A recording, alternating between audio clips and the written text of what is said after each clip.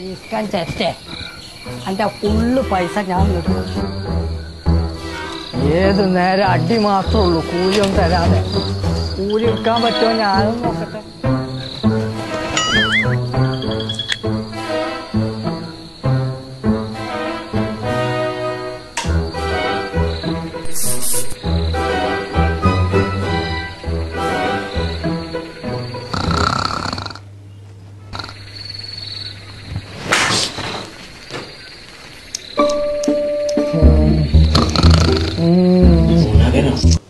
അനക്കെന്താ വരി കാര്യം?